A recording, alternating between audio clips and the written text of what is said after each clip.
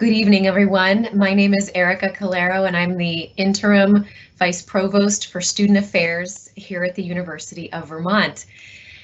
Families, welcome. We've never done this before, reorienting families to UVM, but as we have spent time reflecting on our own pandemic experiences, we were very aware that we have a lot in common with you, and not just because we love your students.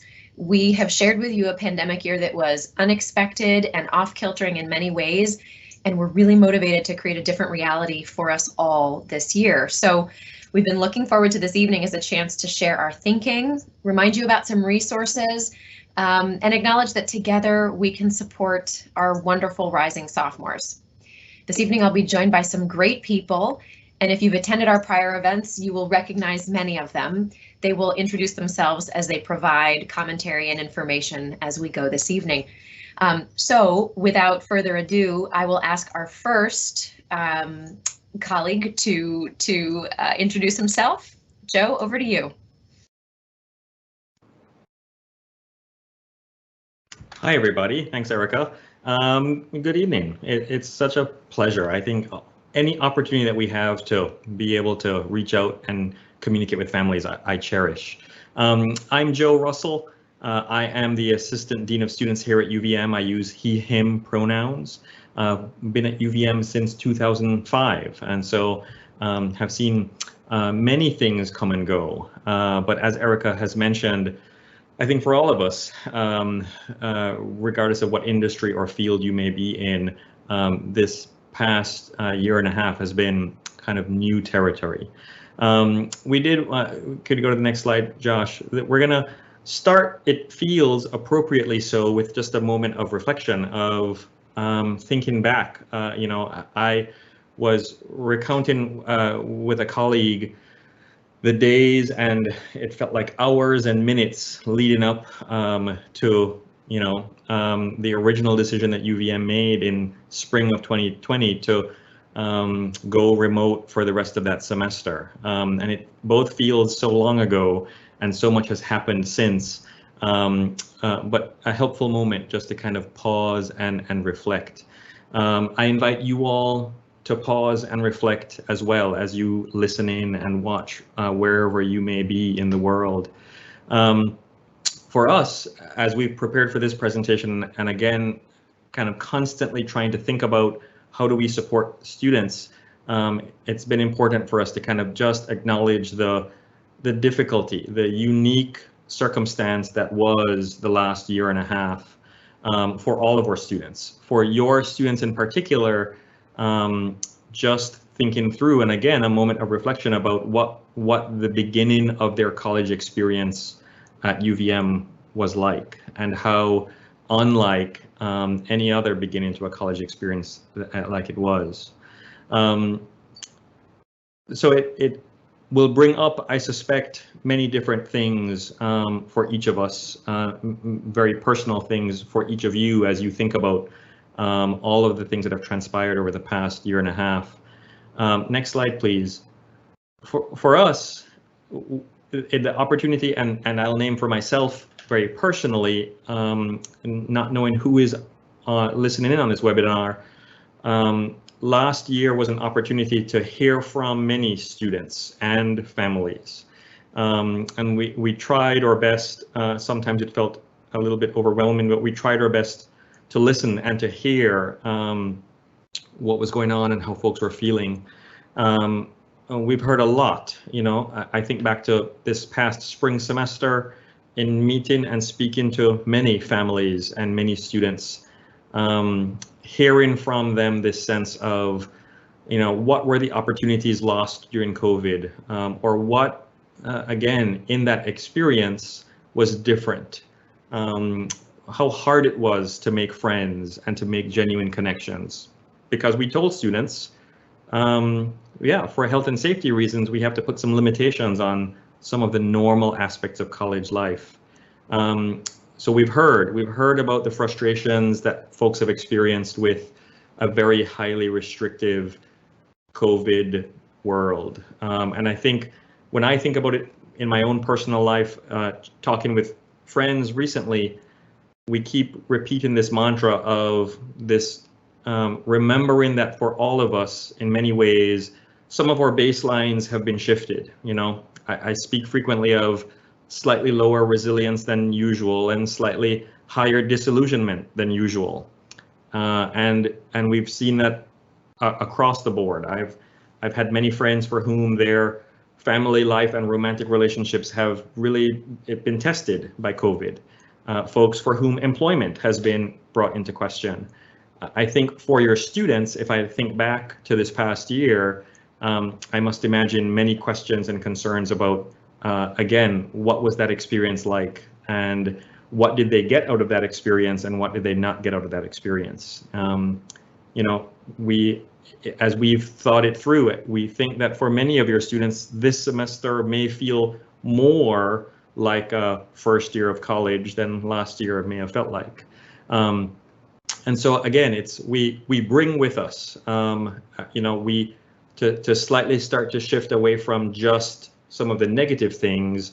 I also think we've all learned, and your students have certainly learned, oodles of new, wonderful, amazing skills and strategies and tools. I think we as UVM have learned a lot as well over this past year and a half. As we've kind of made decisions moment by moment and lived through them, I think we also have had moments of reflection and learning and thinking about, okay, it's good to know where we're coming from, because it really then helps set a tone for and a direction for where we need to go.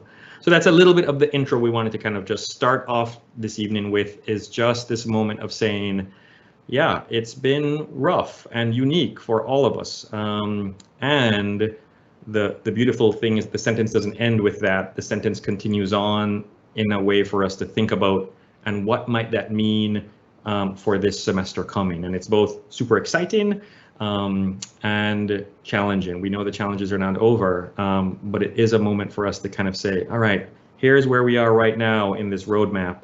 And as we start to look forward, it fills us with a little bit of hope and excitement. So I'm glad that you've joined us. I will pass on to other colleagues. I think I hand it back to Erica, and we look forward, each of us, just to be able to spend some time and chat with you tonight. Thanks, Joe. Next slide, please. It's really useful to help college students frame, or in this case, we would posit reframe their thinking around the start of the academic year. And in this case, they're thinking around the start of the sophomore experience. There's this notion of cognitive rehearsal. It's you know, mentally playing through something that we want to have happen, or that could happen, or imagining alternatives, possibilities, different scenarios. Helping your student envision themselves this year, this sophomore year, we think is a place of very rich and fertile conversation that will help them cognitively rehearse what they want, how they might envision themselves as engaged and healthy. And it's something that you really you can support this, whether it's an ongoing habit of conversation that you regularly enjoy with your student, or it's something that you can, even at this point in the summer, begin to weave into conversation. What are their hopes? What are their expectations? How do they want to engage? And to ask open-ended questions so that they have the opportunity to explore for themselves what their hopes are. I'll mention also, it is very important to process significant feelings and experiences of loss from the time that we have lived through, and to a significant extent are continuing to live through. Acknowledging, affirming, and processing the difficulty is really, really important. We need to have the right expectations also around the ability to replace what was lost. There are milestones that we won't be able to replace, but we can acknowledge the sadness and the loneliness and the disappointment, while also creating a path forward, you know, creating space for the good that is to come. think each of us needs to do some of that work. I'll speak personally. As a parent, I've had to temper my own upset and anxious thinking, sharing what helps my children understand and process and cope. The work that I'm reading coming out of psychology is telling me pretty clearly not to reinforce the narrative of loss or deprivation with my children. For example, at this point, they've both missed 2 birthdays, birthday parties anyway. So I can help them talk about their feelings about that. I can help them think about the future and the parties, for example, the birthday parties that they hope to have. But I am also sitting with the awareness that I'm not serving them by perseverating about their missed milestones. I'm also sitting with the awareness that there's work that I as a parent need to do to help process my own feelings, because the pandemic has been very, very difficult, stressful, and more for myself as a parent and for all of us who love young people. Josh, next slide, please. So I'm going to shift gears here and help us think about some of the strategies that we can use here in the end of the later portion of the summer. I've already mentioned the importance of cognitive rehearsal through conversation, helping students talk about and think about what the sophomore year could look like. I have this little phrase that's been rolling around in my head, skipping the sophomore slump. And while I think that that's too pat a phrase to put out there as an expectation, I do think that there are some strategies that can be used at this point in the semester, and so some of those we'll offer here. And you probably have done your own thinking around how to support your student with the transition back to campus. But here are a few things I've been thinking about.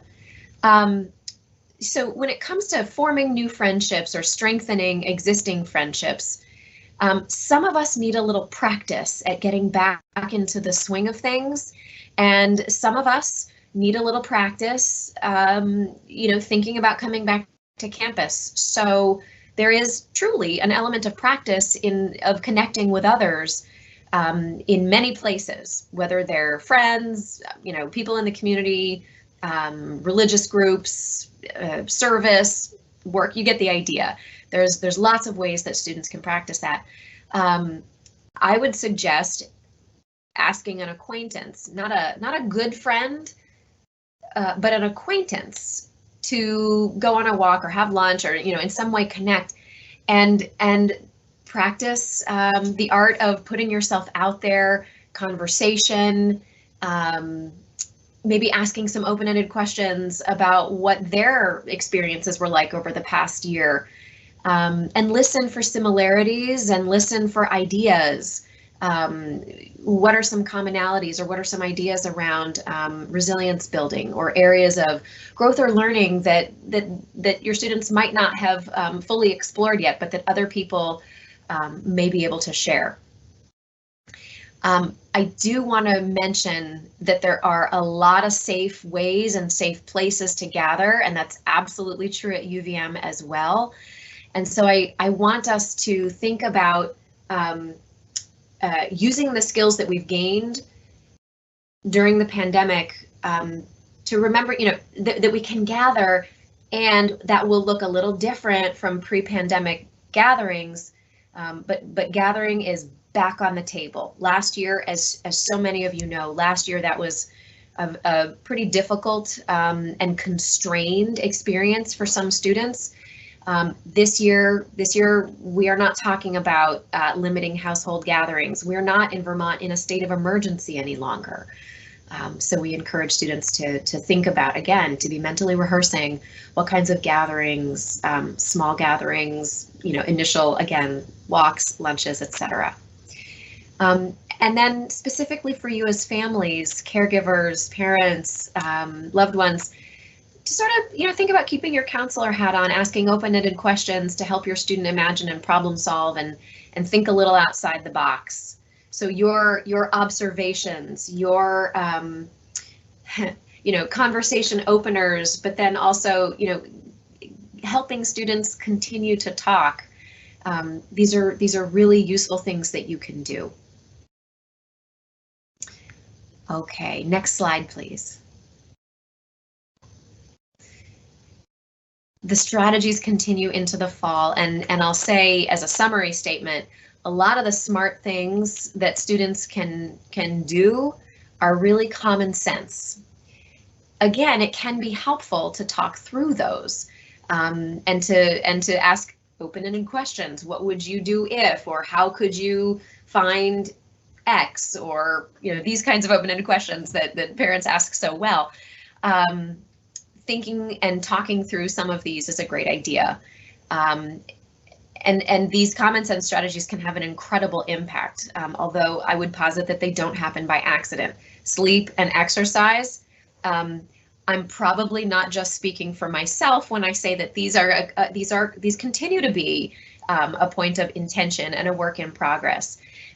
And students in college are developing habits that will potentially serve them for the rest of their lives. And so establishing or reestablishing these important foundational habits is incredibly useful. Thinking about independence and autonomy, we do acknowledge the resilience of students on campus, and we provide support for students who need some TLC, some help, a sounding board. And you can continue to do the same thing, which I suspect most are doing things with your student rather than for your student, thinking about yourself as a partner, thinking about yourself in a coaching role. Super useful at this developmental age and phase. I think the other pieces that you can see on the slide here are pretty self-explanatory, but again, these are ideas for you to carry forward in your conversations with your student. I'll pause and invite the next speaker.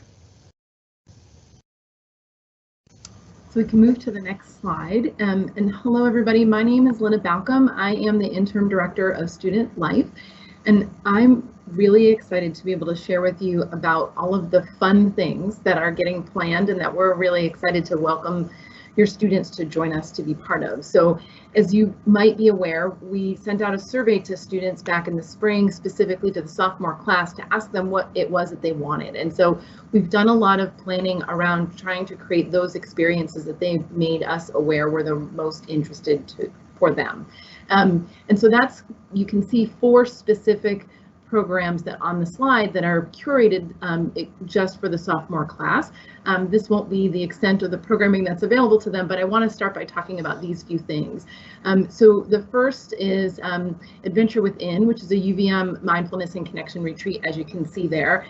That has such great interest that we've actually filled it up already. And so that's kind of exciting to know that we are meeting the class where they're asking us to meet them. So that's a very exciting opportunity, and students who've signed up for that will be getting direct information about the details if they have already received some, and they will continue to receive more. We also have a second pre-arrival experience, which is the sophomore summer camp, and that is something we're excited to be able to share tonight. That we have an additional spots opening on the summer camp, that tomorrow afternoon at around 2 o'clock, those tickets will be available. And so people are, we're really excited to be able to invite more people to join. We also know that sometimes people can't follow through on a commitment because last minute things happen. So if that does get filled and folks are interested in being added to a wait list, you can email specifically to David Maroney at uvm.edu, and his information will be listed in the chat, so you can see that email. And you can find information about all of these events on a website that's for our sophomore, specifically for our sophomore programming, and that link should also be included for you to follow in the chat. So you'll find all of the details there about those things. So those are pre-arrival, before the semester begins, and that's not necessarily something that every sophomore can participate in. But the other programs that we have that are specifically for sophomores, starting on Sunday of move-in weekend, is our sophomore social, and this is One of our, I'm excited about this one because it's one of our traditions. It's like a rite of passage on our campus that our first year students have a twilight induction, and the sophomores unfortunately weren't able to have that experience. They weren't able to be part of that tradition that we hold so very dear as our part of our community. So we're going to have this sophomore social. It's an ice cream social. It'll happen on the Fleming Green. We're then going to gather all of the sophomores to walk over to the University Green and join the first year class in their twilight induction. And so it's a really an opportunity for them to have that experience of a tradition and a rite of passage that all of our students participate in every year. And I'm excited that we're going to be able to create that opportunity. So all of those things are going to happen before classes even begin. There's information about all of these, like I said, on that sophomore webpage. There's also information about all, not about the sophomore summer camp and adventure within. I just misspoke. There's more information about the sophomore social and opening weekend events on the UVM Compass app. So that is an app that we've encouraged students to download. In addition to all of that, we do have week of welcome. So typically, once we get past opening weekend, the program is no longer focused specifically on a particular class, whether that's the first year students, or in this circumstance, we're adding specific programming for sophomores. So once we get past the 29th of August, programming is really available to all students. And so our week of welcome, also all of the information about week of welcome is included in the Compass app. But our week of welcome has a huge number of events. We're very excited about it. There's things like coffee at the Catamount, a karaoke night, yoga, crafts and snacks, grocery bingo, pub quiz. So all of those kinds of things are happening right on campus. On Thursday night of the first week of class of Week of Welcome is what's called Rec Fest, and that's our recreation department has opportunity for students to go into our athletic center and have a whole variety of events and programs and see what kinds of campus recreation offerings happen throughout the year and get an opportunity to be exposed to that. Those things did happen last year, but not in the same way. So this might be an introduction or a reintroduction to something new for the sophomore class. So we're excited for them to be able to participate in that. And then there's some programs during Week of Welcome that are ticketed. And so things like a bowling trip, a paintball trip, a paddling excursion. We're going to have a drive-in movie on campus. That one's not ticketed, and we're going to have a beach day. So lots of things in that first week of classes for everybody to get involved in. They're not specifically for sophomores, so it's an extra great opportunity for them to engage in a larger group of students that they could build relationships with and start finding their folks that have commonalities with them. Again, all of this information is on the UVM Compass app. And then another good place for students to get information is a website called UVM Board, B-O-R-E-D Board. And it's a curated list of events that are both on campus and off campus. It's managed by a group of students out of my office. And it really is the place for students to go at all times of year to find what's happening and what kinds of things they might want to participate in. There's filters, they can look for specific kinds of things, and one of those filters is sophomore programming. So folks can go there right now and get a sense of what all of the things that we're gearing just for the sophomores are. So I would encourage students to check that out. And in those posts on UVM Board for the events that are ticketed, there's a link to the ticketing site. So all of the events that are ticketed for Week of Welcome, they're not available for to purchase tickets or sign up for tickets at this point, but we will open all of those ticketing opportunities on the 26th of August. So that's coming up pretty soon. So we're excited about that. And then beyond the Week of Welcome, there's always something happening on campus. There's always lots of opportunities, and one of those places that students will find a lot of opportunities is within our clubs and organizations. So we have more than 200 clubs and organizations, and on September 7th, 8th, and 9th, we're going to have a 3-day activities fest where the different groups will have an opportunity to table, and students can come and learn about those groups, sign up to participate and become members of the different groups. And I really encourage you to make sure that your students know that that is a key moment of the beginning of the school year. It's a really important opportunity for them to get a sense of all of the things that they could get involved in. There's something for everybody. And if there's a club or an organization that your student is interested in and they don't see it, there's a way to start a new club. And so it's not a static group of organizations. It's definitely a group that sort of ebbs and flows depending on what the interest of the student population is. So lots of opportunities there for them to curate their own experience. Like I said, once we get past opening weekend, we don't typically have something that's specific for a particular group. But we do have one more that's already planned for the sophomore class, and that's the sophomore prom, which is on the 18th of September in the Grand Maple Ballroom. So I encourage you, if you think that your students would love to participate, for them to bring their fanciest outfits and be ready for the fun. I have a feeling that there's some students who will go to the nines, because it's always fun to get dressed up, and there's not that many opportunities on campus to get way dressed up. So I'm excited to be there and see all of the great outfits. And I don't have my own prom dress from prom left, so I'll have to find one somewhere. But hopefully some folks are really excited about it. One thing that I think is great about the prom is there are a group of sophomore students who are planning the prom for their peers. So it's really an opportunity for a self or a student generated event for the sophomore class from their own group. So, and then there will be an additional group of events created just for the sophomores, and this is sort of this is part of what we're calling s'mores, which stands for the Sophomore Mindfulness and Outdoor Reorientation Experiences, and two of those are the Adventure Within and the Sophomore Summer Camp are part of that that smaller program. And we're also going to be planning some weekend trips throughout the school year. And so specifically on the long weekends, we're going to target the long weekends, so Labor Day weekend as well as fall weekend, which is October 9th to the 11th. We will definitely have trips on those particular weekends. And Labor Day, those trips will be canoeing, backpacking, and kayaking.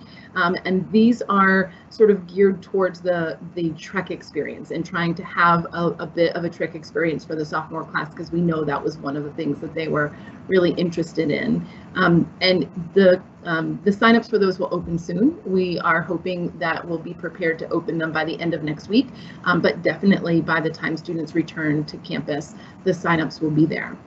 If you go to the sophomore specific event webpage, at the top of that page, there's a form.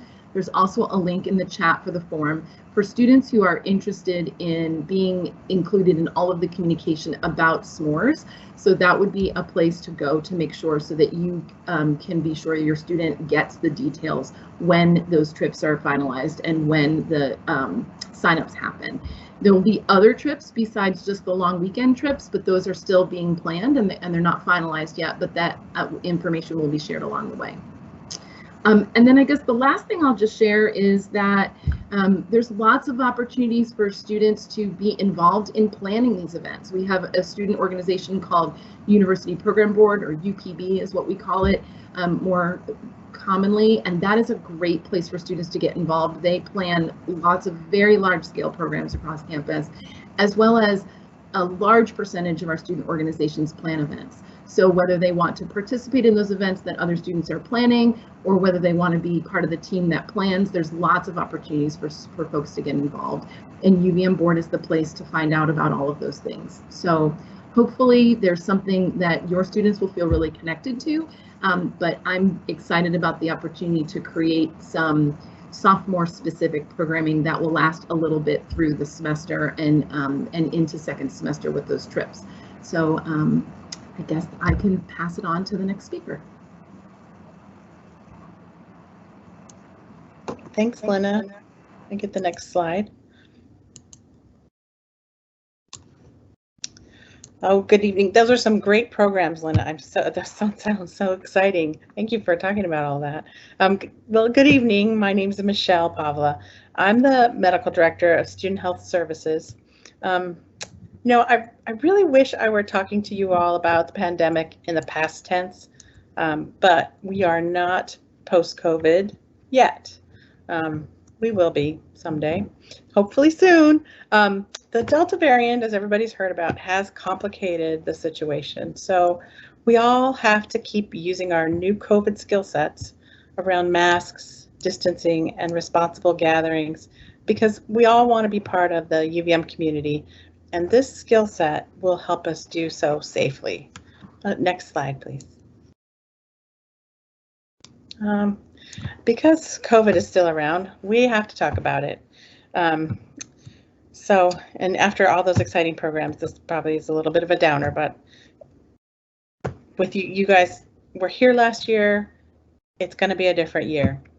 So when it comes to COVID, my public health advice for you all is not too complicated. Avoid crowded spaces. Gather, but do so in not crowded spaces. Wear a mask when you are in indoor public spaces. So when you're in your room in the res hall, you don't have to wear a mask. Stay 6 feet apart when possible, because we still know that distance matters when it comes to the spread of viruses like SARS, which spreads through droplets. Distance is important. And if you have symptoms, get tested. We have rapid tests available at Student Health. So if you have symptoms, give us a call and we'll get you tested with a rapid test. So this is a new school year, and it won't be like last when it comes to quarantine either, because the vast majority of students are vaccinated. Students who will test positive will have to isolate regardless of whether they are vaccinated. But if you're exposed and vaccinated, you don't have to quarantine. You'll need to get tested at 48 hours after exposure and 7 days after exposure, but no quarantine. And making healthy life-related choices and choosing to flourish is going to be especially important this year. So I'm going to talk a little bit more about flourishing. Next slide. So what we do in the Center for Health and Wellbeing is not just about treating illness, injury, and unwell students. We know adults are at a critical developmental juncture. They are building the foundation of habits while their brain and bodies are still forming, as Erica mentioned earlier. And they're learning to manage their own health, often without close parental oversight for the first time, which might be difficult to hear, but we do a great job at helping them navigate this new area of living, and that's managing their own health. So the concept of flourishing started with the field of positive psychology, and important to this concept are that absence of mental illness does not mean everyone is flourishing. Encouraging positive health is as serious as treating mental illness. And what lowers the bad does not necessarily increase the good. So here's a model of flourishing from positive psychology researcher Corey Keyes that we adapted to feature 6 strategies to help yourself flourish. And this is going to be really important during this COVID pandemic, is just taking these steps and making these choices to flourish. So interact with others. We've heard a lot about ways to interact with others, but from Erica and Lina. So build relationships by joining a group, finding a mentor, eating with friends, getting to know your professors, or meeting everyone on your floor. And help others, share a kind word, give a compliment, volunteer, or pay it forward somehow. Learning something new, that's what you're all here at UVM to do, right? That's going to help you flourish. Engage in spiritual and cultural activities to find a source of hope and meaning. Play and create. Make time for play. Do art and music, play sports, join the clubs, have fun. Nourish yourself, exercise, and sleep. Fuel your body with this nourishing food. Move every day and prioritize sleep, as was mentioned earlier, because these are so crucial.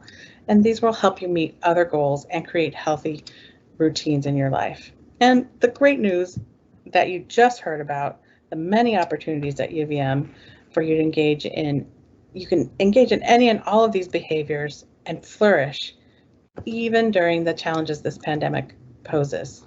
And it's back to you, Erica. Next slide. Thank you, Dr. Pavla.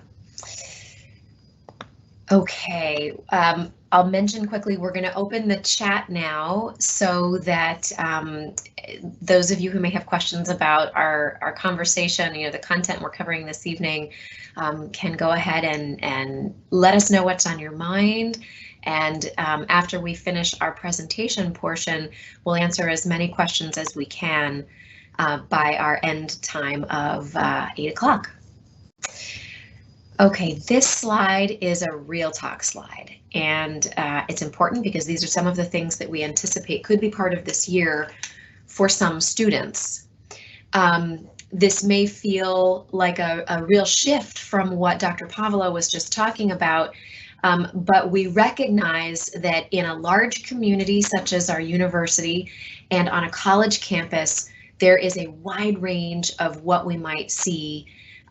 So we provide the context and we facilitate opportunities for healthy choices and decisions. We will also see students, consistent with growth, making some choices and decisions that don't support their health or their goals. Many students have a year plus of pent-up desire to really socialize. And this notion of making up for lost time can be shaped in a powerfully positive direction. Some of what Dr. Pavla covered, I think, would be just phenomenal opportunities for catapulting themselves in the direction of engagement and exploration and service and learning, flourishing. There are also choices that some students might end up making that bend this energy in a direction that is potentially harmful, and again won't help them move in the direction of their goals. So I'm going to put it plainly. I'm concerned about high-risk substance use. It can be really hard when development and growth involve making mistakes, and it can be really hard when the mistakes have big consequences. As people who love young folks, it can be really hard to loosen the reins. And so I'm going to say again, and from a different angle, with this slide, talking as openly as you can with your student will probably benefit you both. These may be for you some of the last conversations of late stage adolescence. And I would encourage you to think about how you can make this a point of connection and care with your student. Take a deep breath if you need to, and start a conversation with them to let them know that at the very least you're aware that there is the potential for risk. That can extend to the potential for harm to themselves and the community. Now, there is also the opportunity to engage in a tremendous level of personal growth and community care. And so really sort of sitting with what might feel like opposite sides of the coin or a duality. This is part of the task of raising young people and launching them into the world is helping process and naming that something like, for example, the pent-up desire to socialize can go in a really great direction, or it could go in a pretty unproductive direction. I think it's important for your students to know that you recognize that both are possibilities, and certainly to provide your perspective on what you see as constructive and positive for your student. Next slide, please. Oh, I apologize. I just saw as the slide was shifting. Do you mind going back, Josh? I'm sorry. I want to name that there could be potential confusion about student conduct this year.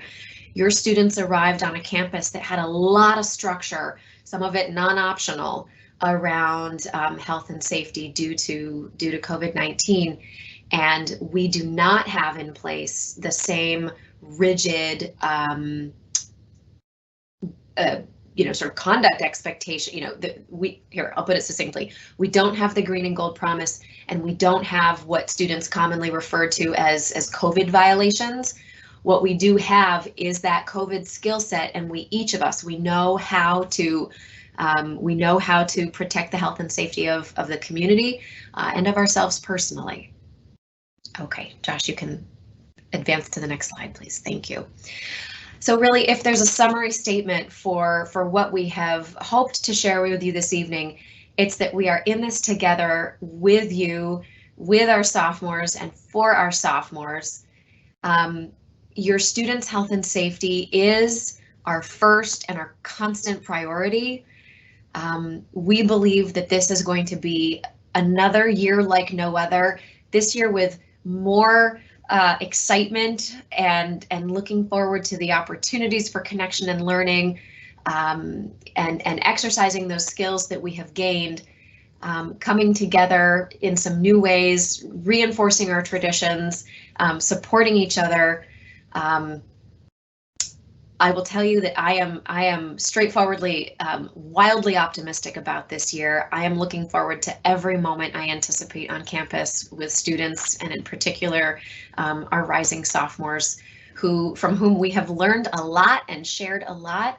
And again, we thank you for raising such incredible young humans and sharing them with us.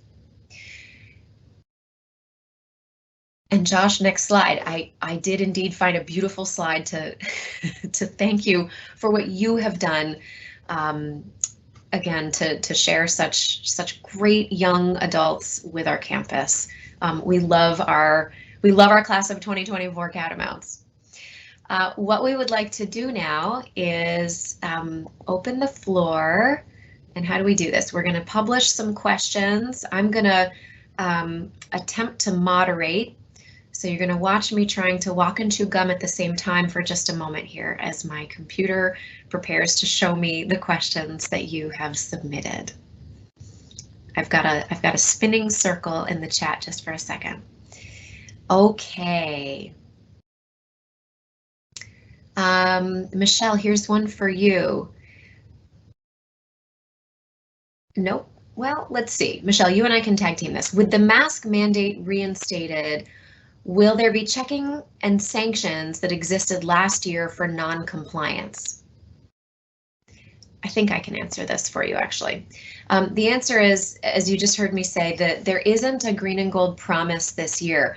What we saw last year was that students learned quickly how to keep themselves healthy and how to protect the health of the community, which at that point contained 0 vaccinated individuals.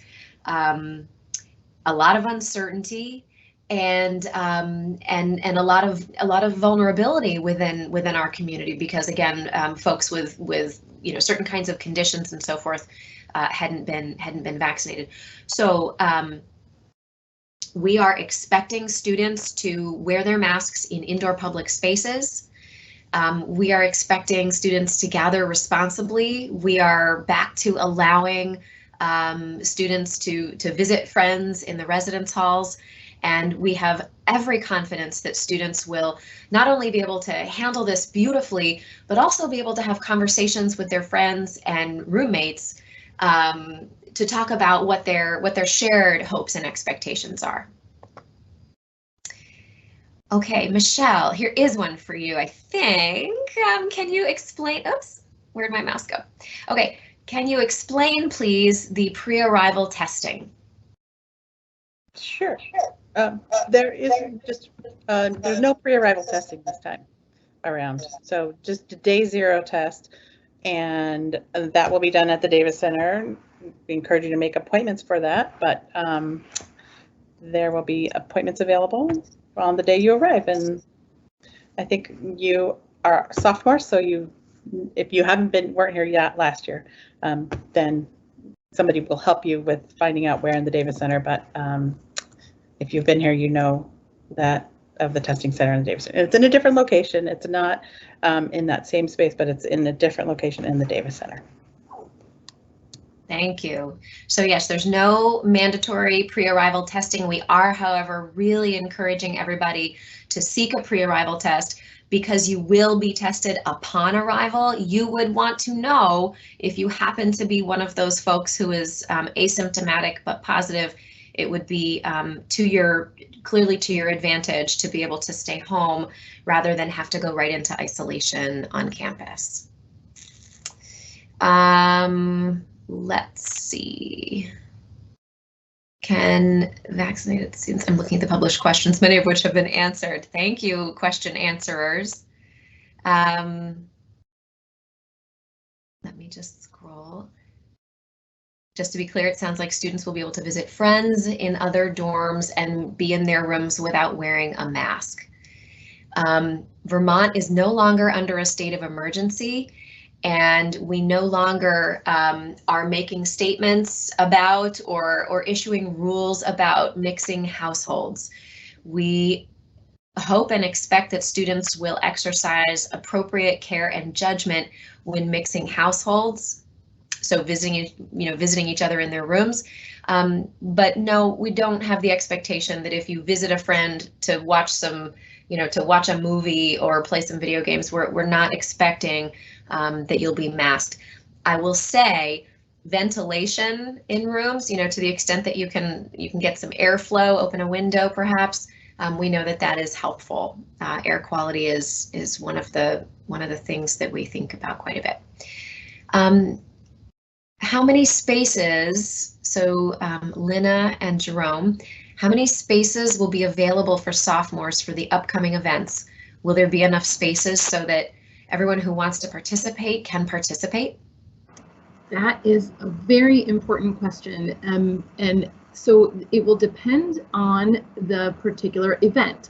So if we are going kayaking, we are only going to be able to bring as many people as we have kayaks. If we are going to have the prom, we can bring as many people or invite as many people as the space allows. So the answer is it depends on what the particular event is. Although I do anticipate that the majority of events will have enough space for a large number of people to participate. Some of them will be quite small. Like I said, if we only have 25 kayaks, we can only invite 25 people to go kayaking. So I think it will be something to be thoughtful about for your students, to pay attention and be on top of looking for the information that they are most interested in. If you do have a student who you think is interested in the outdoor programs, those ones are most likely to have a limited number of people because it's based on equipment or those kinds of limitations. And like I said, the top of that sophomore programming website has a link for students to sign up to say, I want to be notified about these upcoming events. So that's the best place for people to get that, to sign up so they make sure that they are informed in advance. And again, board.com is going to have, uvmboard.com will have all of the details as programs become more scheduled and evolved. So a lot of the programming, as I mentioned earlier, on campus happens by students planning them, and so much of what will happen this semester isn't planned yet because the students haven't come back. So it will evolve. And then I guess the last thing I'll share about that is we take feedback really seriously. So if students, if we get a lot of students who say, I really wanted to go kayaking and I didn't get to because I wasn't one of the first 25 people, if it's possible for us to schedule another one based on timing, availability, and other things, we would do that. So we try to adapt, but with 10,000 students on campus, I don't think that there's very many events that every single student would be able to participate in, but there are so many events and programs that happen on campus. There will never be a circumstance where your student won't be able to participate in something. They may not be able to participate in everything that they're interested in because maybe they're the 26th person to sign up, but there will never be truth to the statement, there's nothing to do. Thank you, Lina. And also on the topic of sophomore programming, there was a lot of I'm reading now, there was a lot of information shared about sophomore programming, not all of which was captured on the slide. Can we be sure to provide a link for the folks who are with us in the chat? Yes, I did put that link in the chat and also added it to the end of that question, but I can pop it in the chat again. Okay. And then Lina, can you repeat what you said about the additional slots opening up for the sophomore summer camp? Sure, that's important. So The sophomore summer camp, we were able to find additional student leaders to help us be able to have more capacity at summer camp. So tomorrow afternoon, about 2 p.m., there will be 15 additional slots opening for summer camp, and that will bring us to the capacity at the camp. So that is an opportunity for folks who have interest but weren't able to sign up before to be able to join the adventure. And then if you are still interested and you go to sign up and all of those slots have been filled, you could email David Maroney, and again, his email is in the chat near the top of the chat, and he will keep a wait list. So if somebody isn't able to follow through on their original registration commitment, we will turn to the folks on the wait list and invite them to join. And I did see a question along the way about events that are happening prior to sophomore move-in day, and how can people participate if they're not allowed to arrive until the 29th. And that is, if someone has signed up for the mindfulness retreat or the sophomore summer camp, we will make arrangements for them to have permission to arrive early, and they will get information about how to follow the processes so that they are able to be here to participate in those programs. Thank you for that. There were some questions about that. Next, we have a question, will the gyms and fitness centers be open? And the answer is yes. And your question makes me think of another thing, which is I myself, and I am willing to guess many others during the course of the pandemic, I sometimes leave home and still at this point forget to bring a mask with me. You can get in the habit of just walking around with your mask on your wrist when you're outside. So, you'll be wanting to pay attention. What am I trying to say? I'm trying to say, as college students, plans evolve, spontaneity is real, and that's good. Bring masks, get in the habit of, whether you wear it on your wrist or put it in your pocket or your bag, just, be sure to bring a mask with you more or less wherever you go, because plans do evolve quickly. That's one of the beautiful things about being in college. Do students need to mask? Michelle, this one is for you. Do students need to mask when in the hallway, on the way to the bathrooms, etc.? Currently, yes, they still have to mask in hallways and on their way to the bathroom and on their way in and out of the building. That is still one of the asks of you. Okay. And stay with us for a second, Michelle. How do you sign up for a COVID test appointment? That's a good question. So you have to download the Co-Verified app, and there should be links on the website and many places on our website. So you download the Co-Verified app and go through the steps to register, and there will be a space for you to sign up for an appointment. Great. And that app was also available last year. We were doing so much testing last year. At the end of the year, we were a little over 500,000 tests done, which is a lot. And so while we appreciated students signing up for a testing appointment, it wasn't strictly required. We really are, we're really looking for students to make a testing appointment, as our testing operation is smaller this year, and it's limited to just students who have a religious or medical vaccine exemption. So anyone who is going to be testing regularly, we would look for them to make appointments. I also just there were several clarification requests, and so I want to just read to you what is on our website about pre-arrival COVID-19 tests. We expect all students to arrange for a COVID-19 test before arriving on campus. You can check with your state or regional health department or your primary care physician for testing locations in your area. If you test positive, contact Student Health Services, and we will, Student Health Services will work with you to make appropriate arrangements. Okay.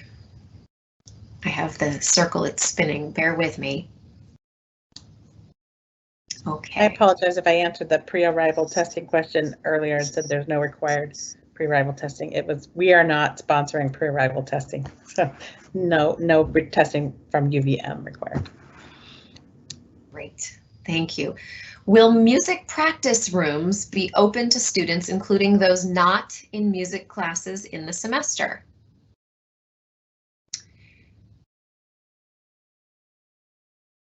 There may be very specific spaces that will have a different process for sign up and use. I don't know specifically about music practice rooms. What I can say is we are back to full in-person operations, and so it would be my expectation that spaces that are, that exist for the, for the free use by students would continue to offer you the chance to be in those spaces. Again, there might be a different process for sign up, and so I would suggest contacting the holder of that space to ensure that you know what's involved in accessing the space. We may be back to a pre-COVID access, or there may be again a sign up. Is the mask policy going to be reevaluated after the first couple of weeks after everyone gets safely back to campus? Michelle, do you want to offer comment or insight there? Sure. We will continually be evaluating the policies, and that could be to move in either direction, whether loosening or tightening things up, unfortunately. I'm really hoping we can loosen things up, but that might not be the case, and I really hope we don't have to tighten things up, but just be prepared and that something may change. I'm really hoping it's for loosening that requirement, but it might not be. So. Okay, thank you. Here's a question: are we doing an in-person parents weekend or virtual? We are doing something new this year. We're rather than one weekend for families to visit, we are looking at fall visit as our concept. And our idea was born of actually a lot of questions that we started receiving earlier than usual around when's the weekend going to be. And we became aware that there's, I mentioned earlier, a pent-up desire for socialization. I think there's a pent-up desire to visit campus during what some would argue is the most beautiful season in Vermont, fall, although there are some other contenders, aren't there? So fall visit is a season, and there will be more information shared with you to give you, information and details as we have more built onto our schedule. But the idea is this: there will be remote opportunities to connect, and there will be in-person opportunities to connect. They will be spread out over several weekends. And what we hope very much is that you will choose a point in time that works for your schedule. And if it doesn't work for your schedule or your budget to visit campus, we still want you to have the ability to be connected. For those who are visiting, we have some thematic areas. We're sort of thinking about it as choose your own adventure. We'll be offering suggestions for different ways to connect, in the outdoors. You're well aware with you're aware of our incredible natural surroundings. So whether it's in the mountains, on the lake, or whether you are more interested in art or food, sort of those local scenes that are really well known. The Vermont Cheese Trail is a real thing, so anyway, there will be some suggestions that we can provide there, and it gives you the chance to build a schedule of engagement and connection that really works for you. We are aware that, again, because there are more people coming, it's expensive to travel, and we didn't want to concentrate all of that travel in one weekend. We know that the hotel rooms on the single weekend have been dear, and so this is part of our effort to increase access and affordability, and certainly flexibility for you as you visit. Thank you, Jerome, for providing that link. Friends, it is 8 o'clock. So I think we're going to pause there. We'll be reading through the rest of the questions that you have submitted, and we'll be keeping those in mind as we consider further and future communication. I am really looking forward to seeing you a few short weeks from now when you bring your students back to campus. I can't overstate the level of excitement that we feel about the beginning of the fall semester. It is truly a magical time. It's what we're here for. It's what we do. We're so excited to see your students. I hope to connect with many of you personally. There will be a family farewell on that Sunday afternoon, and so it's an opportunity to say goodbye to your student and then make your way over for an adult beverage and some conversation with others who are also saying goodbye to their students. Very much looking forward to seeing you. Thank you so much for being with us this evening. Thank you for your questions, and most importantly, thank you for your students. We'll see you soon.